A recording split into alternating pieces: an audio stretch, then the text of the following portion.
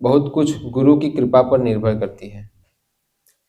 गुरु को शिष्य के द्वारा संतुष्ट किए जाने चाहिए, तभी आध्यात्मिक विज्ञान के अध्येता के समक्ष वह ज्ञान स्वतः प्रकट होगा।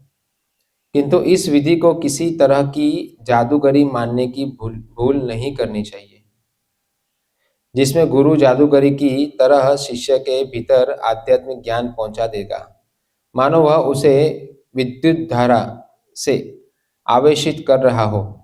प्रामाणिक गुरु अपने शिष्य को प्रत्येक बात वैदिक वाङ्मय के प्रमाणों के आधार पर बताते हैं। शिष्य ऐसी शिक्षा को मात्र बौद्धिक न मानकर विनीत भाव से जिज्ञासा करके तथा सेवा भाव से ग्रहण कर सकता है। भाव यह है कि शिष्य तथा गुरु दोनों को प्रामाणिक होना चाहिए। यहाँ पर गुरु अर्थात सुखदेव गोस्वामी ने अपने महान पिता से जो कुछ सीखा है उसे वे उसी रूप में सुनाने के लिए उद्यत है, और शिष्य अर्थात महाराज परीक्षित भगवान कृष्ण के महान भक्त हैं। भगवान कृष्ण का भक्त वह होता है जो निष्ठावान होकर यह विश्वास करता है कि भगवत भक्त होकर मनुष्य प्रत्येक आध्यात्मिक वस्तु से पूरी तरह सुसज्ज हो जाता है। यह शिक्षा साक्षात भगवान द्वारा भगवत गीता के पृष्ठों में दी गई है, जिसमें यह स्पष्ट वर्णन किया गया है कि भगवान श्री कृष्ण ही सब कुछ है और पूर्ण रूप से केवल हो गए हैं। उनकी ही शरण ग्रहण करने से मनुष्य पूर्ण रूप से पवित्र व्यक्ति बन जाता है।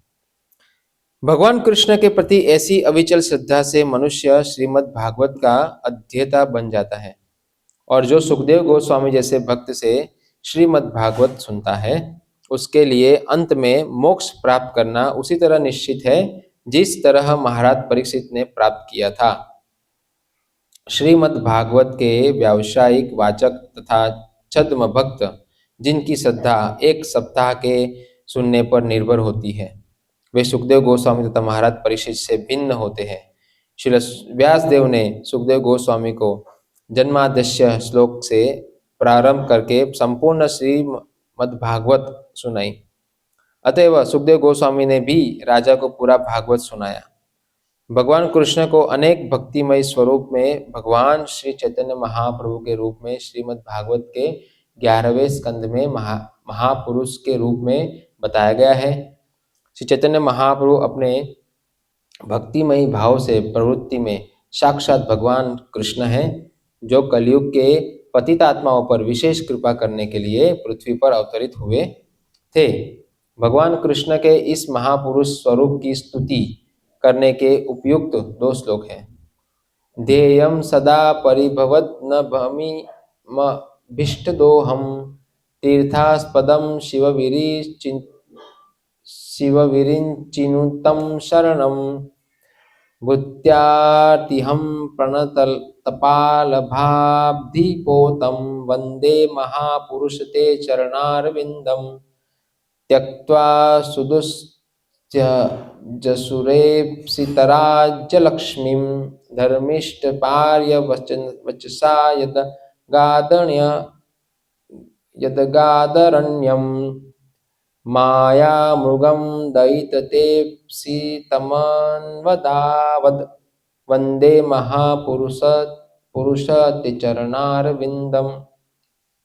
भागवत 11वें स्कंद में आता है। दूसरे शब्दों में पुरुष का अर्थ है भोक्ता और महापुरुष का अर्थ है परम भोक्ता या पूर्ण पुरुषोत्तम भगवान श्री कृष्ण।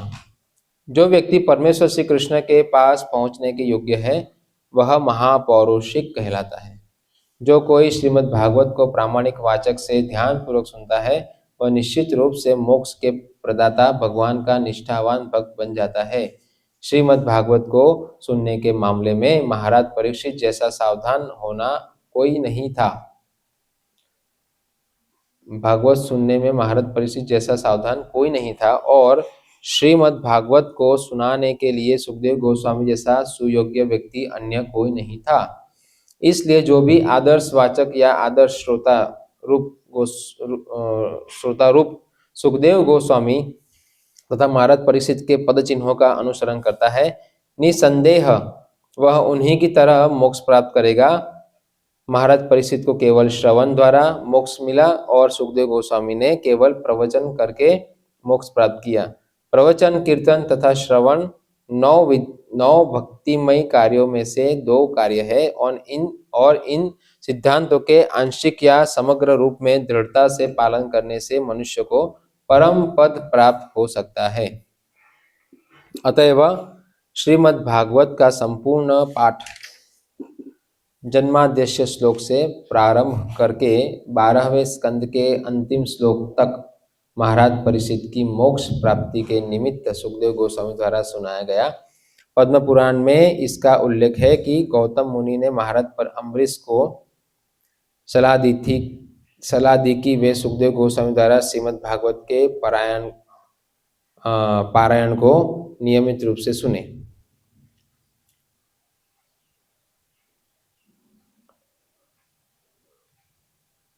जिस रूप में सुखदेव गोस्वामी ने उसका प्रवचन किया। अतएव जिसकी रुचि भागवत में है उसे चाहिए कि वह कुछ अंश यहाँ से और कुछ अंश वहाँ से पढ़कर उसके साथ खिलवाड़ न करें,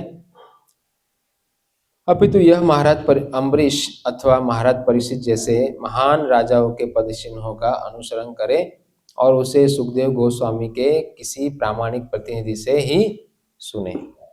ओम अज्ञानतिमिरन्धस्य ज्ञानाञ्जनशलाकया चक्षुरुन्मीलितं येन तस्मै श्रीगुरुवे नमः।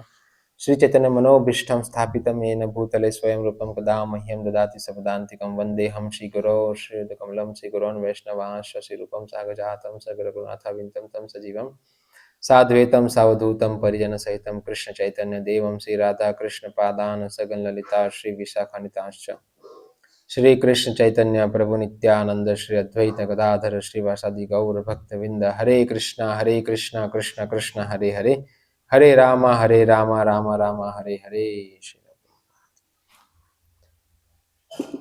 हरे कृष्णा। तो बहुत ही स्पष्ट शिला प्रभुपाद जी का इसमें तात्पर्य में बताया है कि आध्यात्मिक ज्ञान लेने की विधि क्या है, आध्यात्मिक साक्षात्कार करने की विधि क्या है। इस अनुभूति का प्रथम सोपान, ईश्वर की अनुभूति कैसे हो सकती है। खड़े हो जाना, निंदा है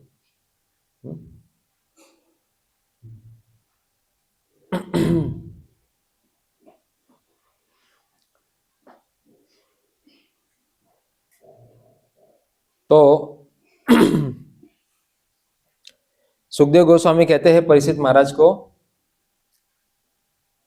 कि मैं आपको श्रीमद् भागवतम सुनाने जा रहा हूं, है ना, और अपना भागवत सुनाने जा रहा हूं ऐसा नहीं कह रहे हैं। श्रीमद् भागवतम यानी श्रीमद् भागवतम उनको उनके पिताश्री ने सुनाया था, वेद व्यास जी ने, और वेद व्यास जी ने भी ऐसा नहीं कहा कि भागवतम मेरा ज्ञान है ना। ये गुरु शिष्य परंपरा में आ रहा है। किनसे सुना था? नारद मुनि से। नारद मुनि ने ब्रह्मा जी से, ब्रह्मा जी ने भगवान श्री कृष्ण से। तो इसलिए ये क्या विधि हो गई? आरोह। आरोह का मतलब ऊपर से अवतरित होती है।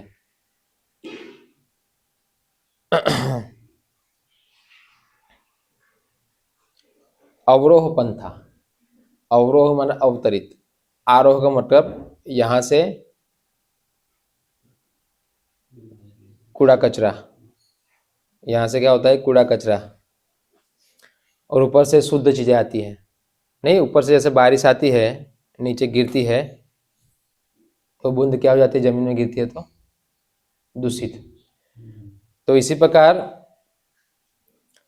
जो भागवत है वो भागवत हमें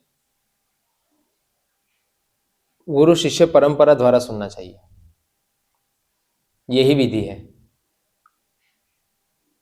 कोई कहता है ना भागवतम कैसे पढ़े, कैसे सुने, तो ये विधि है। कब सुने, लोग कहते हैं ना ऐसा, तो यही है कि वैष्णव से सुने। और जो लिटरेचर है, जो परंपरागत जो आता है, वो लिटरेचर ही मान्य है ना। तो इस प्रकार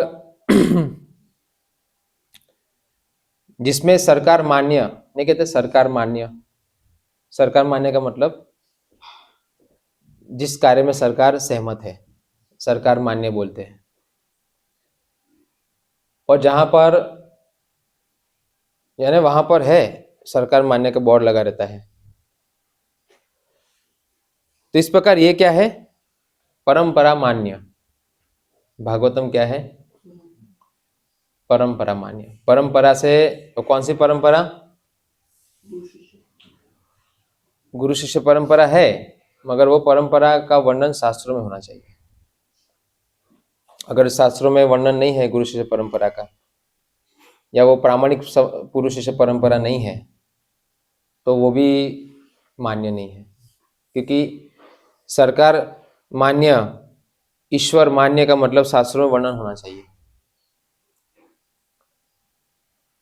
भगवान श्री कृष्ण गीता में कहते हैं एवं परंपरा प्राप्त एवं राजस्व विदुम।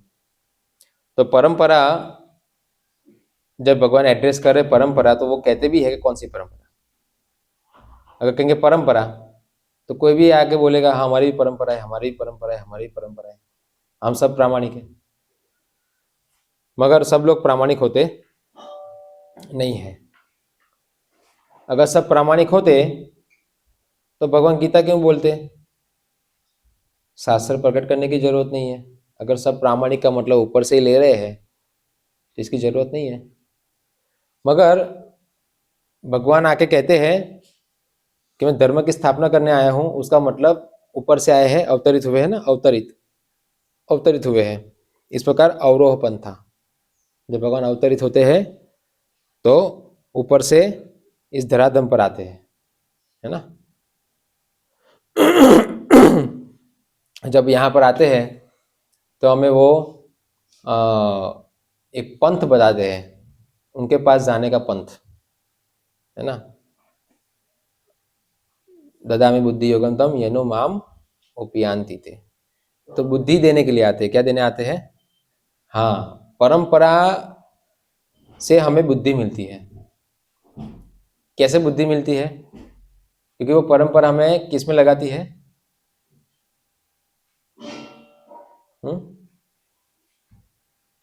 हमें लगाती है भजताम प्रीतिपूर्वकम, समझे, सेवा, सर्विस। परंपरा का उद्देश्य भगवान को प्रसन्न करना है। परंपरा का उद्देश्य एक जगह पर बैठना, ध्यान करना, तपस्या करना, साक्षात्कार करना अंदर से, उसके लिए नहीं है। परंपरा का साक्षात्कार करने का क्या है, विशिष्ट सेवा। क्या है, सेवा से साक्षात्कार होता है। कैसे, सेवा से। अभी हम लोग कोई उत्तम भक्त आते हैं, महाराज आते हैं, तो उत्तम अधिकारी है, तो कैसे हम लोग लग जाते हैं, खाना समय पर नहीं, सोना नहीं। कितना सोना, 2 घंटा 3 घंटा खड़े हो जाना। ऐसे 50 बार अलार्म बजेगा, खड़े नहीं होंगे, मगर वो चिंता की वजह से हम क्या हो जाते हैं, खड़े। तो कैसे प्लेटफॉर्म पे आ जाते हैं, ट्रांसडेंटल, एक दिव्य अवस्था में आ जाते हैं हम लोग कुछ पल के लिए। सेवा और स्मरण भी रहता है, माम अनुस्मरण युद्ध च, मेरा स्मरण करते करते युद्ध करो, है ना। तो हम लोग ये क्या कर रहे हैं, उस समय माया से फाइट ज़्यादा जोरों शोरों से चालू हो जाती है। जब हम सेवाएं ज़्यादा मिलती है तो मन के साथ फाइट कैसे शुरू होती है? जोरों शोरों से, धड़ाधड़ उसको, जैसे नहीं वो बॉक्सिंग में मारते हैं, ये सब पकड़ में आ गया तो मारते रहते हैं, फिर वो जो आगे छुड़ाता है, ऐसे हम क्या हो जाते हैं उस समय, बराबर मन को पीटने लगते हैं, क्योंकि स्मरण ज्यादा हो रहा है, उत्साह है और आनंद है। तो कैसा एक अनुभव होता है हमें। इसी प्रकार परंपरा हमें कामचोर से बाहर निकालती है। ये जो कहते हैं ना लोग, ध्यान करो, तपस्या करो, कामचोर है ये, कुछ या ना अपने में ही मजा ले रहे हैं। ये परंपरा सिखाती है क्या? भगवान को आनंद दो, भगवान के लिए कुछ करो, समझे? मुक्ति भुक्ति सिद्धि कामी सकले अशांत, अशांत से शांत बनो। क्या बनो? प्रजहाति यदा कामान, फिर आगे है प्रजहाति यदा कामान सर्वान पार्थ मनोगतान। एक गीता में एक श्लोक आता है दूसरे अध्याय में कि मन है, विवेकशील व्यक्ति मन को कंट्रोल करने का प्रयास करता है। क्या करने का? विवेकशील व्यक्ति मन को कंट्रोल करने का प्रयास कर रहा है, यानी उसको मन के बारे में पता है और वो प्रयास भी कर रहा है, मगर तब भी मन उसके कंट्रोल में आता नहीं है। सोचो। और फिर उसके बाद भगवान कहते हैं कि जो स्थित प्रज्ञ की बात कर रहे हैं, स्थित प्रज्ञ वो है, स्थित प्रज्ञ का मतलब शांत, जिसका मन शांत है, स्थित प्रज्ञ, वो मेरा स्मरण करता है तब बनता है। उसके बिना वो स्थित प्रज्ञ बन पाएगा, कितना भी मेहनत कर लो आप, कितना भी, मगर मन शांत नहीं होगा। तो परंपरा हमें क्या देती है? शांत बनाती है। कहाँ शांत बनाती है? आध्यात्मिक में नहीं। आध्यात्मिक में तो क्रियाशील होते हैं हम, बहुत एक्टिव रहते हैं। भौतिक क्रियाओं में शांत, भोग वृत्ति में शांत, सेवा वृत्ति में अशांत। सेवा में अशांत है, यानी अशांत का मतलब बहुत सारी सेवा होगी, एक के बाद एक सेवा होगी, नहीं।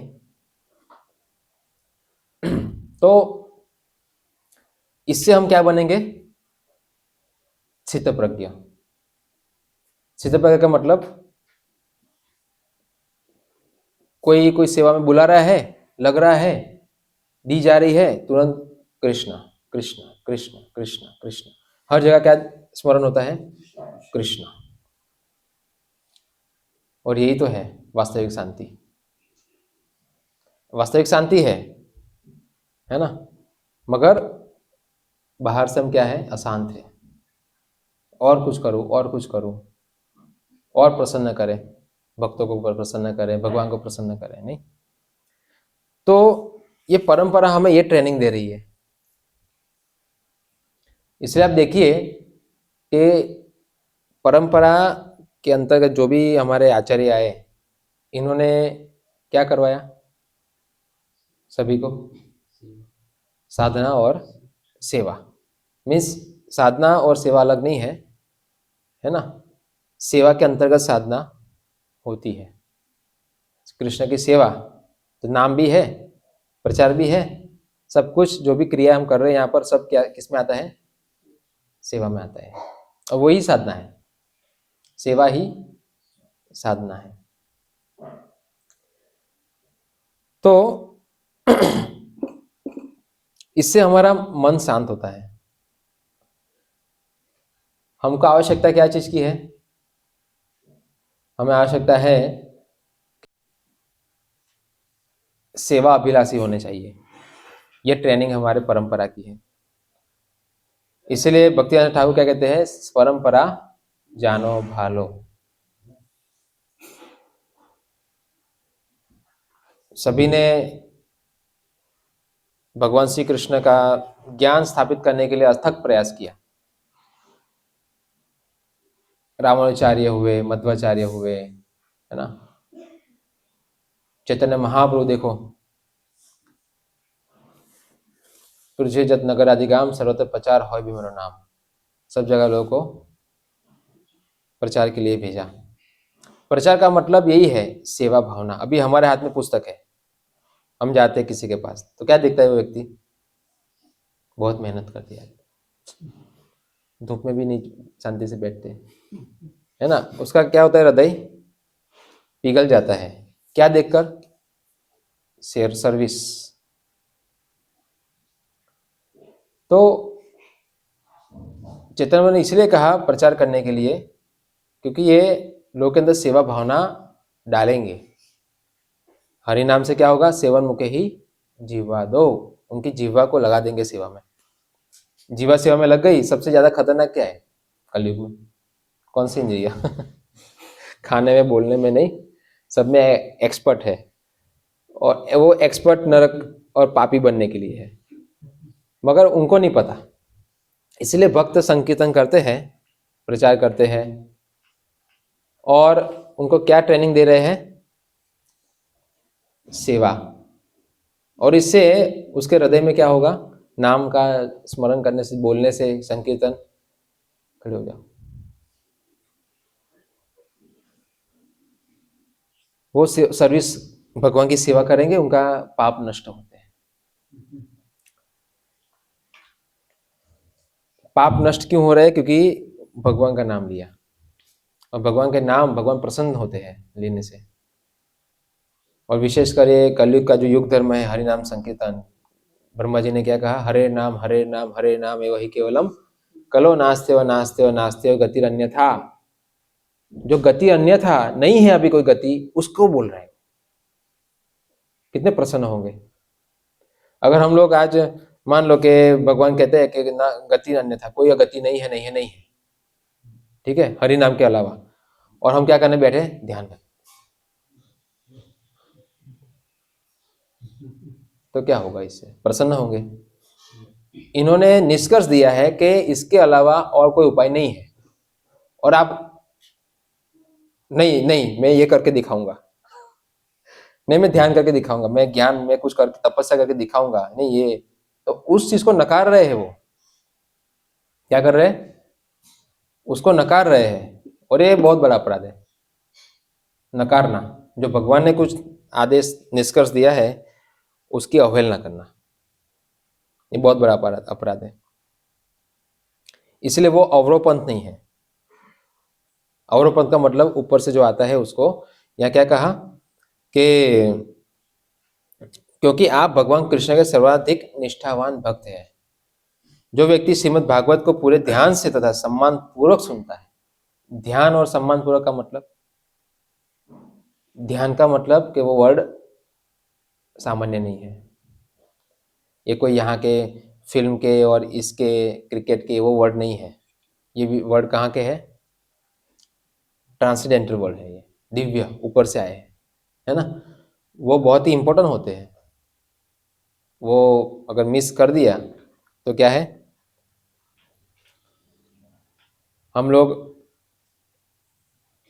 भ्रमित हो जाएंगे। इसलिए ध्यान पूर्वक सुनने का बताया है। फिर बताया है सम्मान पूर्वक।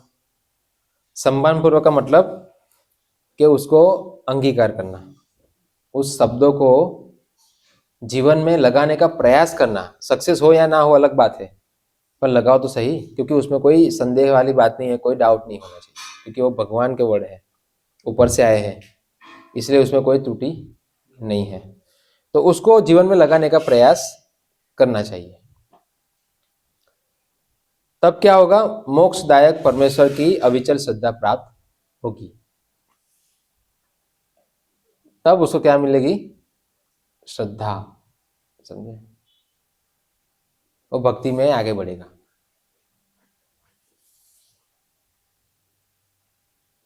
मगर बताया शिला प्रभुपाद जी ने यहाँ पर कि 7 दिन वालों के पास से नहीं सुनना चाहिए। सप्ताह, भागवत सट्टा। क्या है? सप्ताह नहीं, भागवत सट्टा। सट्टा खेलते हैं लोग, जीवन के साथ खिलवाड़ करते हैं। वो भाई यहाँ लिखे खिलवाड़ नहीं करना चाहिए, यहाँ पर एक वर्ड आया था। तो लोग क्या कर रहे हैं जीवन के साथ? 7 दिन में खिलवाड़ करते हैं। समझे? और लोग उत्साही भी है, लोग हमारा खिलवाड़ करें। तो वैसे लोगों से नहीं सुनना चाहिए, हमें उनसे सुनना चाहिए जो हमें सर्विस।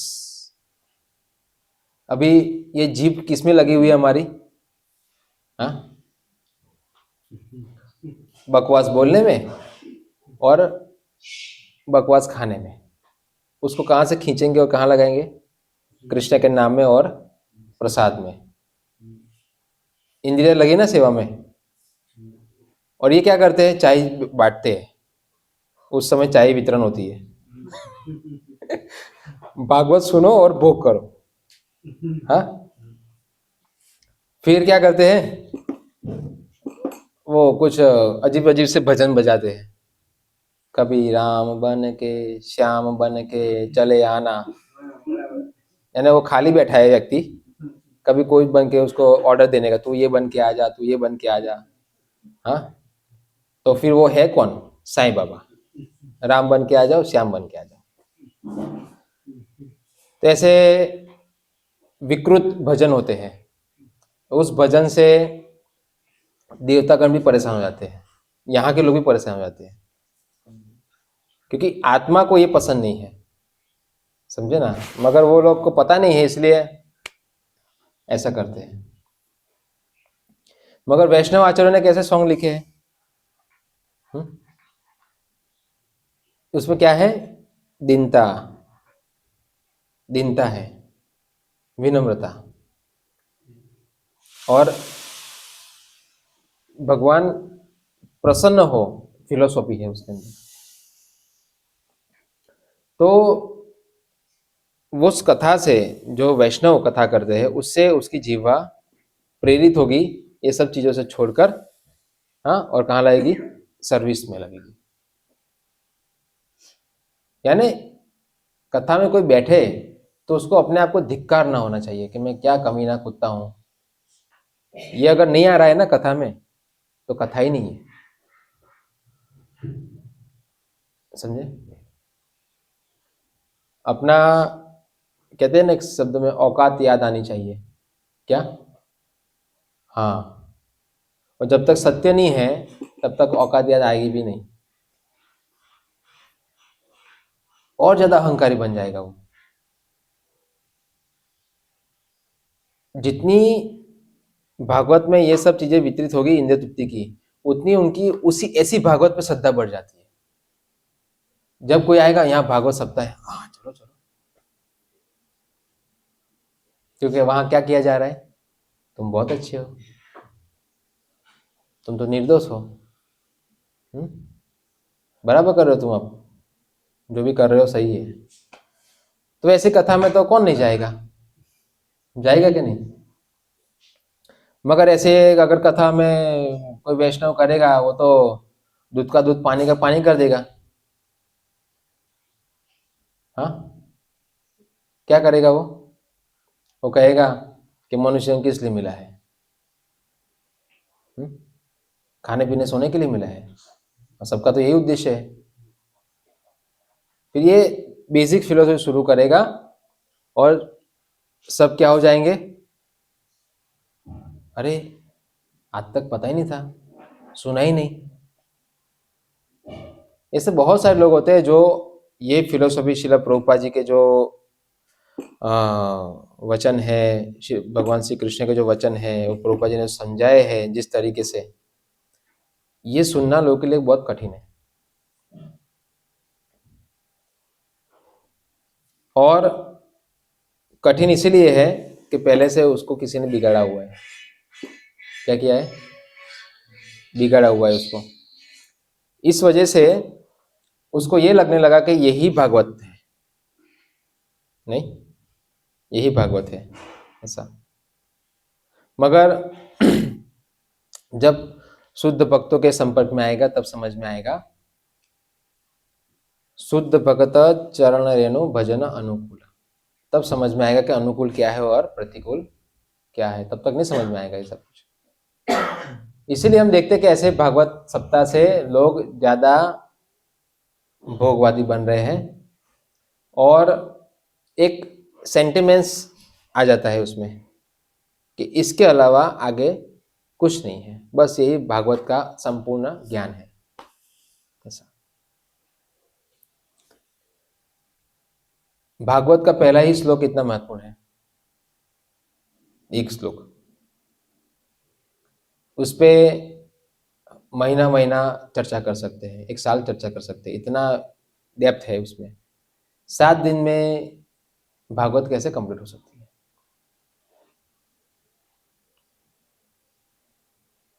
तो इसलिए समाज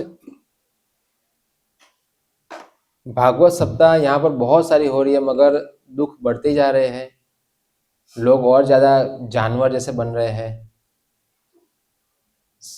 इंद्रिय पे नियंत्रण नहीं है, कुछ भी नहीं है। तो क्यों हो रहा है? जब कोई दवाई आप लेते हो, है ना, इलाज के लिए, मगर उस दवाई लेने के बाद और कुछ खुजली आने लगी, एलर्जी होने लगी, तो उसका मतलब क्या है? कुछ दवाई में कुछ प्रॉब्लम है, समझे ना, या कुछ गलत कंटेंट्स तो नहीं आ गए। इसी प्रकार भागवत भागवत है, ठीक है, मगर देने वाला एक्सपर्ट नहीं है, तो कोई उल्टी फुल्टी दवाई दे दी, तरीके से बोल दिया, तो क्या हो जाएगा? भागवत का उद्देश्य क्या है? मोक्ष।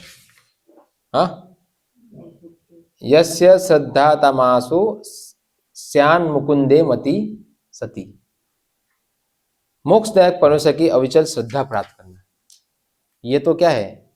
इसका परिणाम है। मगर कुछ और ही परिणाम आ रहा है, यानी कि और भौतिक संसार में श्रद्धा बढ़ रही है, आसक्ति बढ़ रही है, उसका मतलब कुछ गड़बड़ी है। और समाज में यही गड़बड़ी हो रही है कि भागवत सप्ताह भागवत सप्ताह भागवत सप्ताह से और ज्यादा कुछ समस्याएं खड़ी हो रही है। लोग तामसिक आहार नहीं छोड़ पा रहे हैं, चाय नहीं छोड़ पा रहे हैं, है ना, और इंद्रिय भोग नहीं छोड़ पा रहे हैं। सोचो, स्त्री पुरुष आकर्षण नहीं जा रहा है, और वर्णाश्रम की ओर नहीं जा रहे हैं। सब कुछ भागवत सप्ताह कर करके पूरा मानसिकता तो पूरी मॉडर्निटी की ओर जा रही है। लोग ज्यादा आधुनिक बन रहे हैं। सोचो,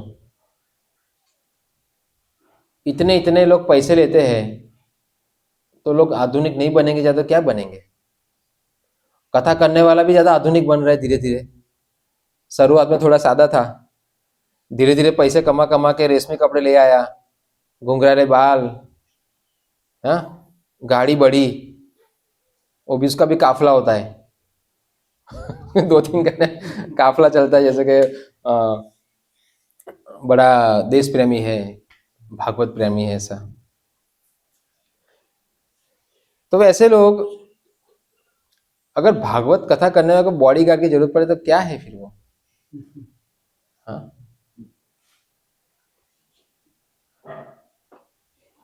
तो कहने का मतलब यही है, इतने सारे पैसे लोग लेते हैं भागवत के, मगर भागवत ऐसा कुछ होता ही नहीं है।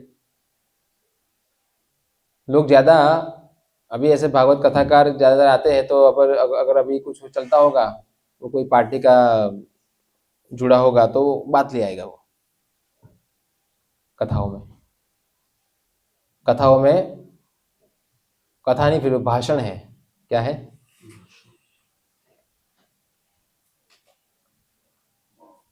तो श्रील प्रभुपाद जी इसलिए कहते हैं कि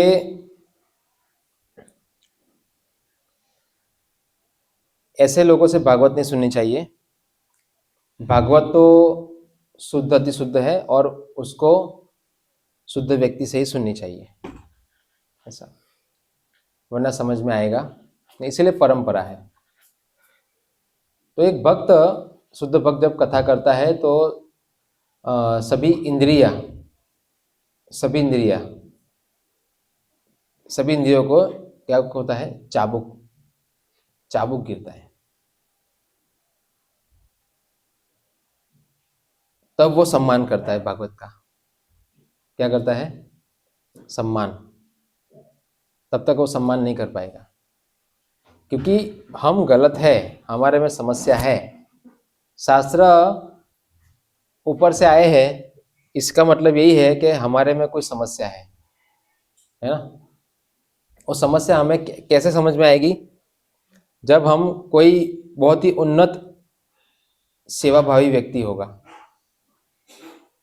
जिसके अंदर भगवान की सेवा की बहुत ही उत्कंठा है, और वो व्यक्ति सर्विस में लगा सकता है इस प्रकार भागवत कहकर, है ना?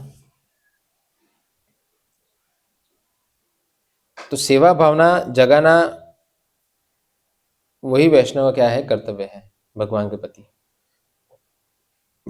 और तथाकथित लोग होते हैं, वो भगवान की सेवा में नहीं लगाकर किसकी सेवा में लगाते हैं?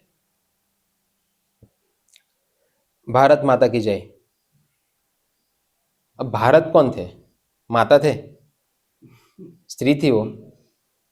कौन थे? भरत राजा से भारत नाम पड़ा, ठीक है? तो माता कैसे हो गई? उनकी वाइफ का नाम होगा ना कुछ,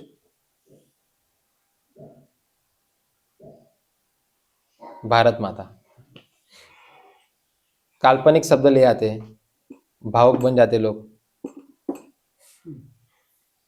भूमि देवी है, भूमि देवी, वराह भगवान की पत्नी भूमि देवी।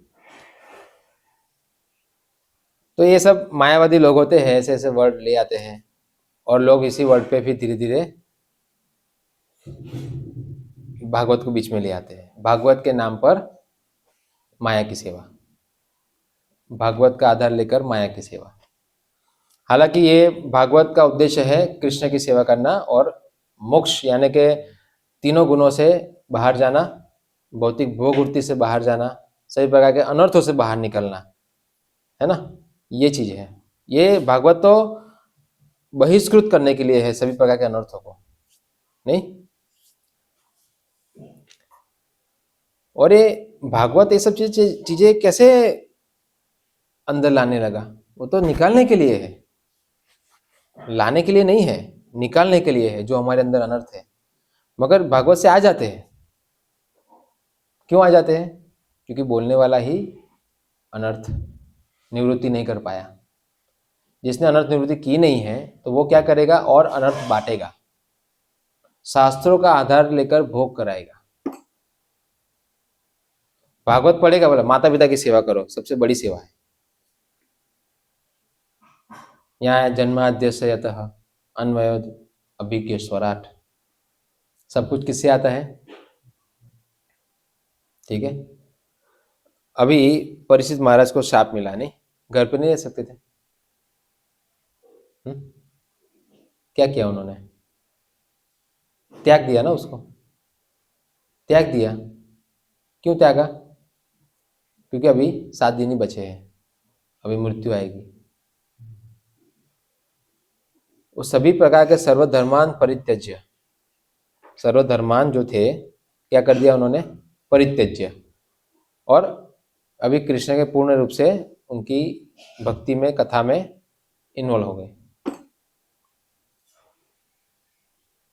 तो ये परीक्षित महाराज इस आदर्श एक उदाहरण है, वो समझा रहे हैं कि भगवान का अहमियत जीवन में क्या है। ये सब इतनी इंपॉर्टेंट चीजें नहीं है, भगवान ज्यादा इंपॉर्टेंट है, वरना व्यक्ति इतना कैसे छोड़ सकता है? कैसे छोड़ेगा? नहीं छोड़ सकता ना। तो इन्होंने इमरजेंसी समझा, इमरजेंसी। इस प्रकार सनातन गोस्वामी, रूपा गोस्वामी ने इमरजेंसी समझी, है ना। इन्होंने तब त्यागा और इस मोमेंट में जुड़ गए। तो भागवतम हमें ये सिखाता है, निर्मर्त सराणाम सताम। और ये लोग मिसयूज कर रहे हैं भागवतम का। भागवतम कुछ और कह रही है, ये लोग कुछ और कह रहे हैं। वैसा नहीं होना चाहिए। यही समस्या है समाज के अंदर। सब भोक्ता बनना चाहते हैं, भोक्ता। मगर उनके पास पता है कि भाई पब्लिक को ज्यादा फेथ किसके ऊपर है? श्रद्धा गीता भागवत पे है, रामायण पे है। तो चलो हम उसको आधार लेकर अपना राज्य चलाते हैं। रामायण के ऊपर भी एक है कथाकार, कलाकार, हाँ, बकवास करता ही जा रहा है, पूरा जिंदगी निकल गया उसका। सोचो, शराब पी पी कर उसने रामायण की। वैसे रामायण सुन के क्या होगा? वो अपनी प्रवृत्ति आपको दे रहा है, और लोग भी शराब पिएंगे, सुनने वाले भी शराब पी के आएंगे। यहाँ बताया सुखदेव गोस्वामी एक उन्नत कौन थे? वक्ता। और परीक्षित महाराज एक उन्नत श्रोता। जब दोनों उन्नत व्यक्ति मिले तो क्या हुआ? शुद्ध ज्ञान का उदय हुआ।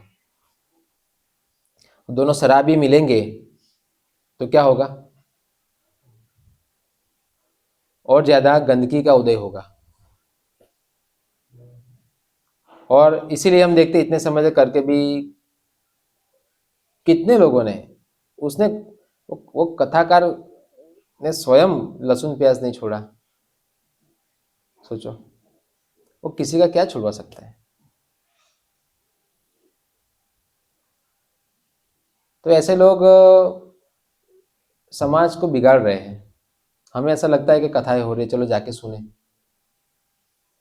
मगर मायावादी भाष्य सुनिले होय सर्वनाश। आप जाओगे सुनने के लिए, भागवत कथा चल रही है, आप कुछ और ही सीख के आ जाओगे। फिर क्या होगा? अभी इनकी बोलबाला ज्यादा है, हमारी बोलबाला कम है। जब हम बोलेंगे सत्य तो क्या होगा?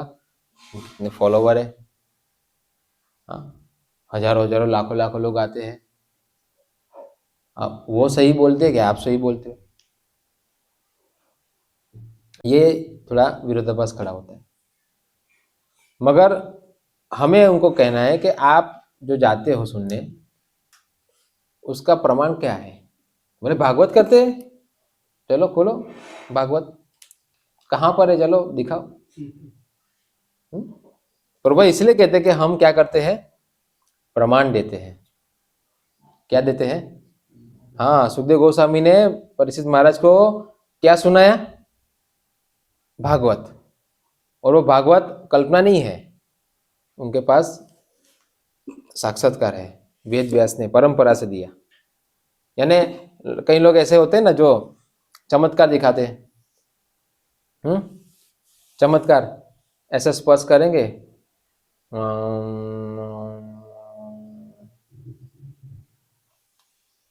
आपको आ गया सब, मैंने जो भी मेरे पास ज्ञान था मैंने आपको दे दिया। ऐसे वो थे ना वो, हाँ, आर के परमहंस, नहीं, उसने शिष्य को दिया था, किसको? हाँ, विवेकानंद। ऐसा स्पर्श किया और ज्ञान दिया, उसके बाद रोने लगा, अब मेरे पास कुछ नहीं है, जो था मैं आपको दे दिया।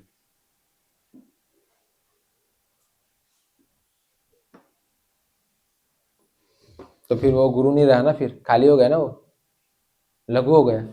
गुरु का मतलब भारी, यानी जो अंदर से भरा हुआ है, इसे भारी बोलते हैं ना।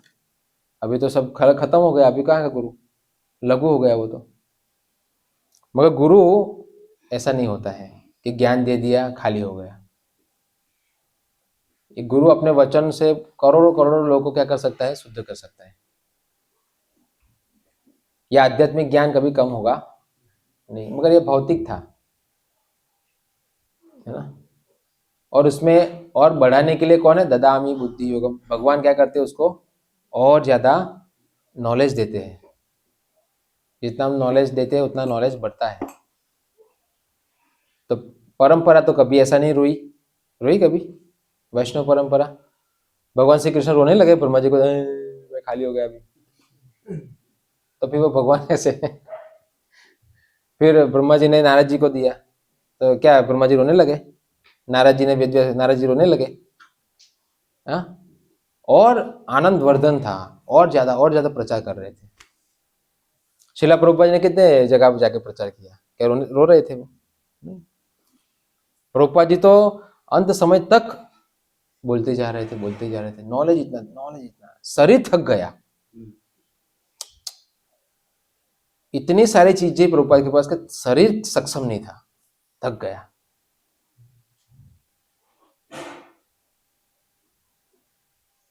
वो बहती रहती थी नदी।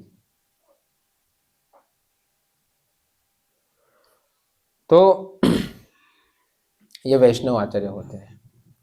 इसलिए हमें इस परंपरा से सुनना चाहिए, जिससे हमें बल मिलता है। बल मिलेगा, हम जाएंगे बाहर, प्रचार करेंगे, एक्सपीरियंस अनुभव बढ़ेंगे, है ना। वो उस अनुभव से क्या होगा, और ज्यादा स्ट्रांग होते हैं हम लोग, है ना।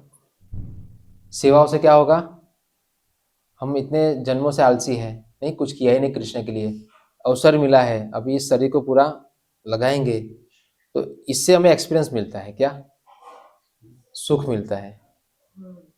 ये शरीर जब थकेगा ना कृष्ण की सेवा में, तो क्या मिलता है, सुख मिलता है।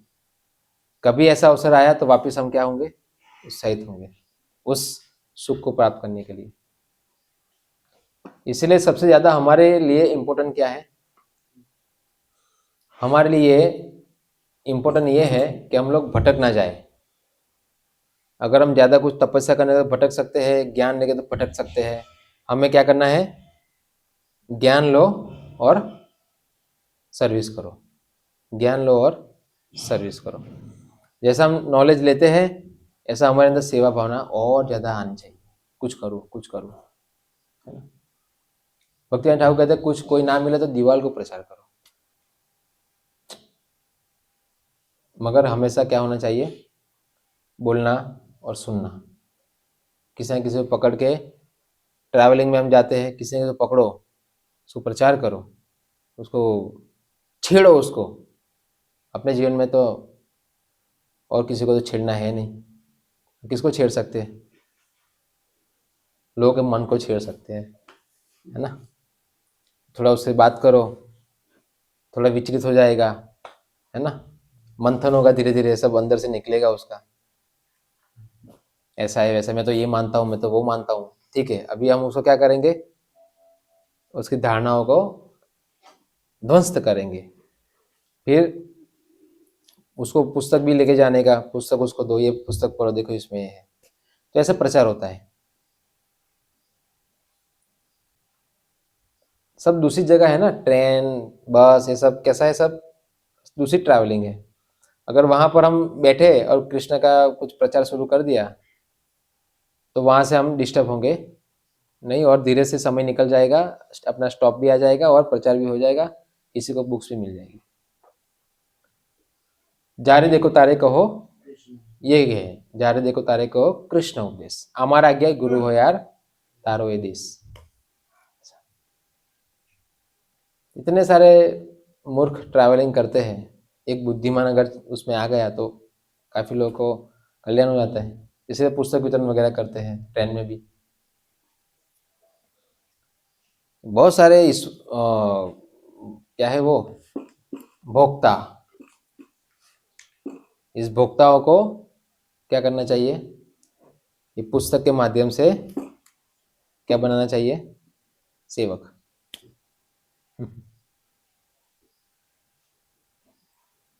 सेवक बनने से ही क्या हो जाएंगे वो, अनाथ से सनाथ हो जाएंगे। क्या हो जाएंगे, अनाथ सनाथ। अनाथ का मतलब कृष्ण के कांटेक्ट में नहीं है। सनाथ का मतलब भगवान के कांटेक्ट में आ जाएंगे। तो जैसे भगवान कांटेक्ट में आ गए फिर वो अनाथ रहता नहीं है।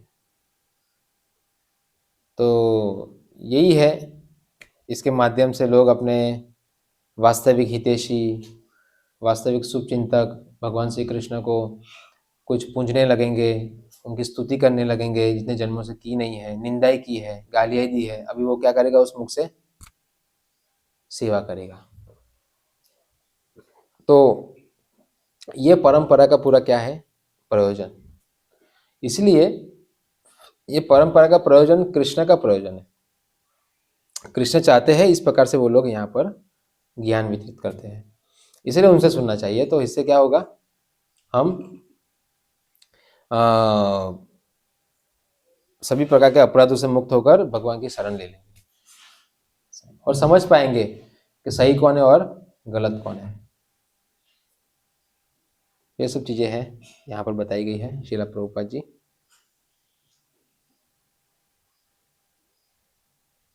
यहाँ बताया श्रीमद् भागवत को सुनने के मामले में महाराज परीक्षित से सावधान। अभी एक ही तो थे ना, ऐसा बताया, सावधान कौन थे। तो इस संसार में बहुत सारे हैं कथाकार, मगर वास्तविक कथाकार बहुत कम लोग हैं जो परंपरागत है। अपर संप्रदाय वाले बहुत हो गए हैं, नहीं। मगर तब भी जिज्ञासु होगा जो व्यक्ति, वो वास्तविक कथा करने वाले को समझ जाएगा, क्योंकि उसको जो चाहिए था वो उसको मिल जाएगा जहाँ। तो ये बात है। हरे कृष्णा।